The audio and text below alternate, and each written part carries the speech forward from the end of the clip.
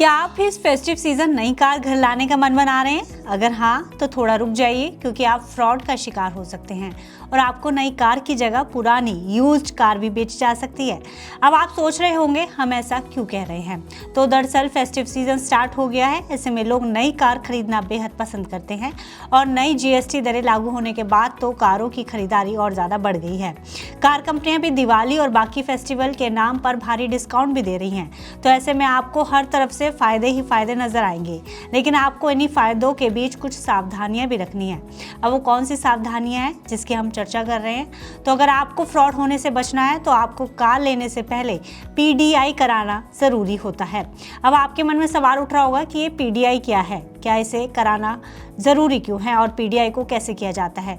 तो आपके इन सभी सवालों का जवाब हम आपको आगे इस वीडियो में देने की कोशिश करेंगे। नमस्कार, मैं हूं गुंजन मित्तल और आप देख रहे हैं मनी 9। चलिए सबसे पहले हम जानते हैं कि पीडीआई क्या होता है। तो पीडीआई यानी प्री डिलीवरी इंस्पेक्शन, ये एक प्रोसेस है जिसमें कार की डिलीवरी से पहले इंस्पेक्शन फैसिलिटी मिलती है। इसमें कार के इंटीरियर, एक्सटीरियर, इंजन और सभी फीचर्स को चेक किया जाता है और देखा जाता है कि वह ठीक से काम कर रहे हैं या नहीं। इसके तरीकों के बारे में बात करें तो पीडीआई दो तरीके से किया जाता है। पहला तरीका यह है कि डीलर खुद पीडीआई करता है। पूरी तरह से चेक करने के बाद कार पर पीडीआई बैज लगा दिया जाता है, जिससे पता चलता है कि कार डिलीवरी के लिए तैयार है। वहीं इसके दूसरे तरीके की बात करें तो डीलर से कार की डिलीवरी लेने से पहले कस्टमर भी खुद कार की पीडीआई कर सकता है और अपने लेवल पर हर एक चीज को चेक कर सकता है।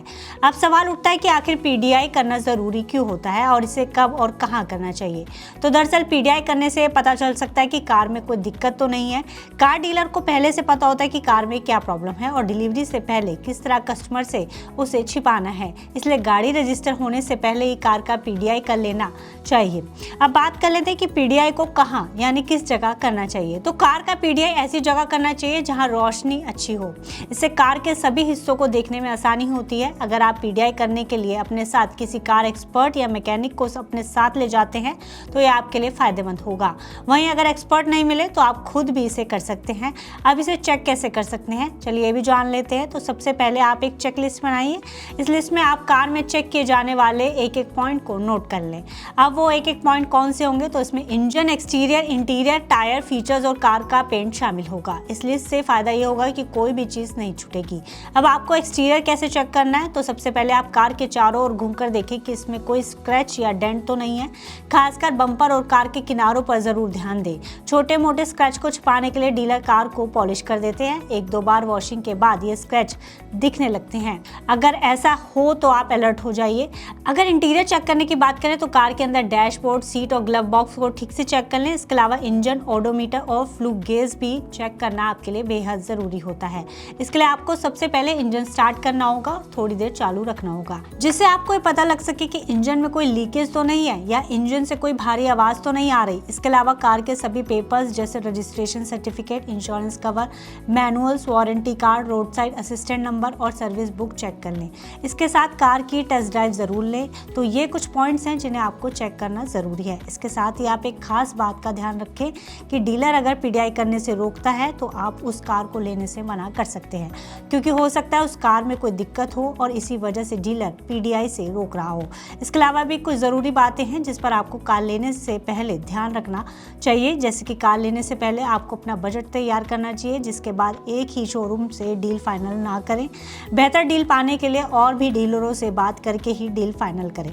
शोरूम में जाकर कार के बारे में सेल्समैन से पूरी जानकारी लें। अगर कार खरीदने के लिए आपको लोन लेने की ज़रूरत है तो आप अलग अलग बैंकों के रेट ऑफ इंटरेस्ट के बारे में भी बात करके कार फाइनेंस कराएं। तो ये कुछ सावधानियां हैं जो आपको कार लेने से पहले ध्यान में रखनी ज़रूरी है। इस पर आपकी क्या राय है हमें कमेंट बॉक्स में लिखकर जरूर बताएगा और साथ ही ऐसी फाइनेंस से जुड़ी बाकी खबरों के लिए आप देखते रहिए मनी 9। इस सिप से तो नींद टूटती है, लेकिन केवल जागना नहीं, आगे भी तो बढ़ना है।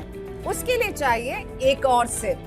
हर महीने छोटी छोटी रकम की इंस्टॉलमेंट यानी सिस्टमैटिक इन्वेस्टमेंट प्लान से शुरू कीजिए निवेश। लेकिन पैसे बढ़ाने वाली कौन सी सिप आपके लिए रहेगी अच्छी?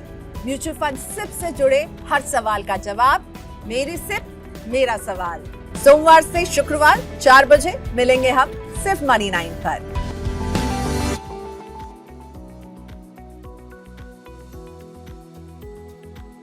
मनी 9 लाया है membership programme money 9 prime.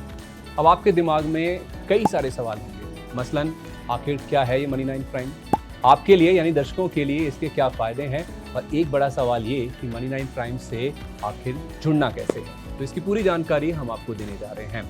Money 9 prime में 3 प्लान होंगे, इकोनॉमी, स्टैंडर्ड और वीआईपी। तो फटाफट ज्वाइन कीजिए YouTube पर मनी 9 प्राइम। ज्वाइन करने के लिए मनी 9 के YouTube पेज पर जाइए, होम पेज पर मिलेगा ज्वाइन बटन, इसे क्लिक करें, अपनी पसंद का प्लान चुनें और बस हो गया, अब आप रहेंगे सबसे आगे।